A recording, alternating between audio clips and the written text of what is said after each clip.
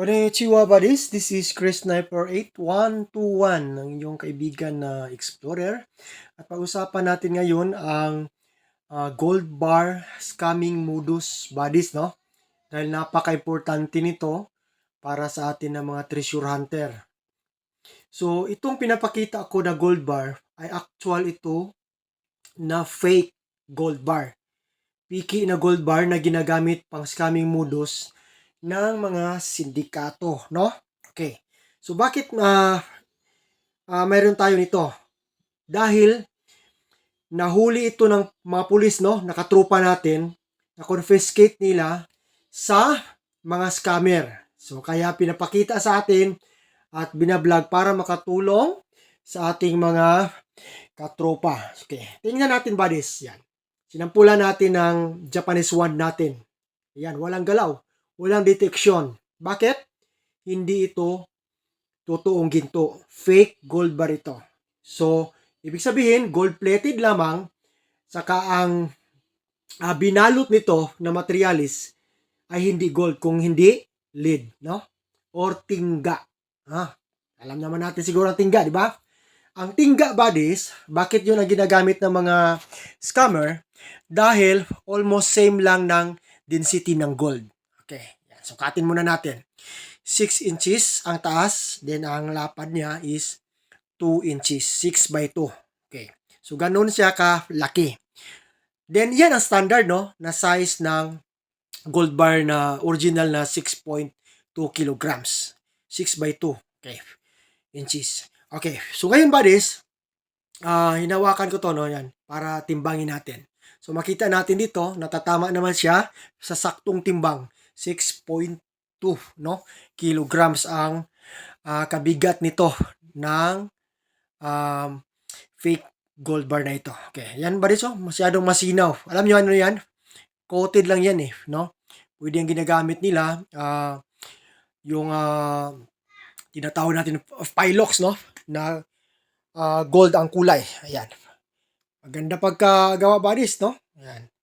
So, kung mapansin natin, marami na, no?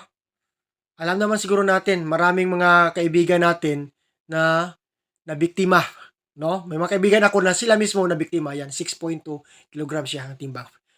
Nakabili sila. Tapos, doon na lang nila nalaman, after nabili, na PK pala, no? Sa KMGS nga, di ba? Alam natin, no?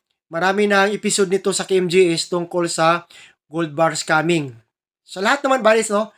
From Luzon, Visayas, and Mindanao. Napakaraming sindikato na gumagawa nito para makapangloko ng tao. Okay.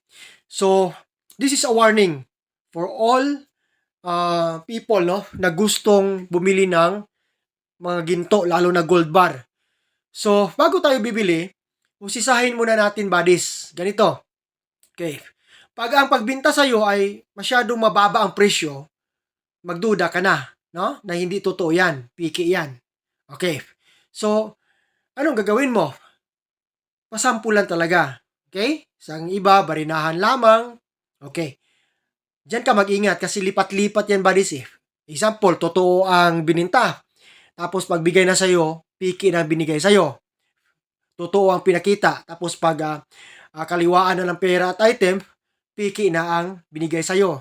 Or pagpunta mo sa area kung saan ka bibili, ay hold upin ka. Dahil marami nga sila sindikato nga eh. Okay?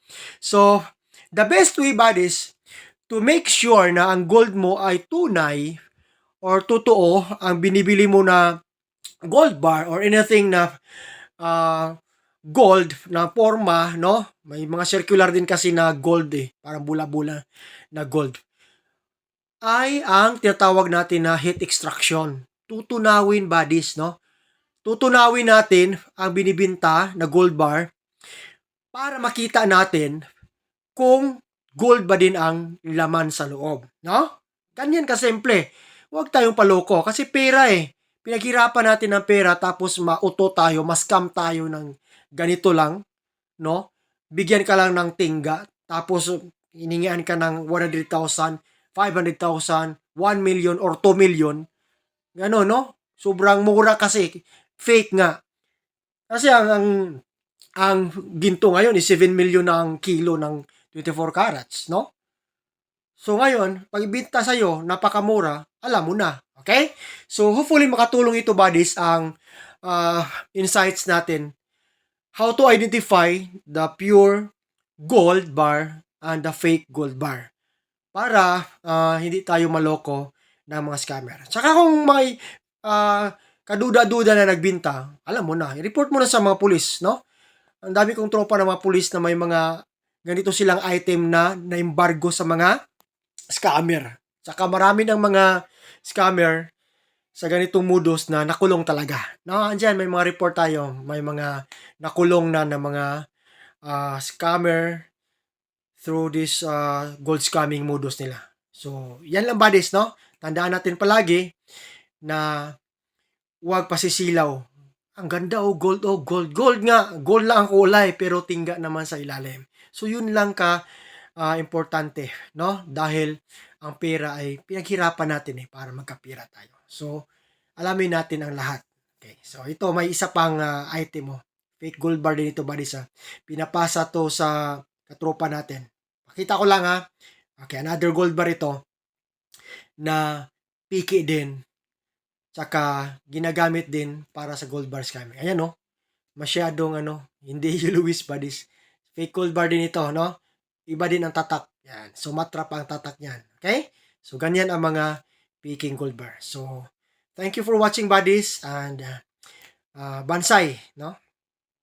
Good luck to everyone and have happy holidays sa lahat ng mga explorers. Bansay, buddies! Tuyok ka. Kapag di kay sir ka tawag dili ni mo na madaog, dili ni mo na madaog. Kapag niyo ka dili ni mo na madaog kay pugat kayo na. So sige po, diri ka. Ana, tuyok ka. Tuyok.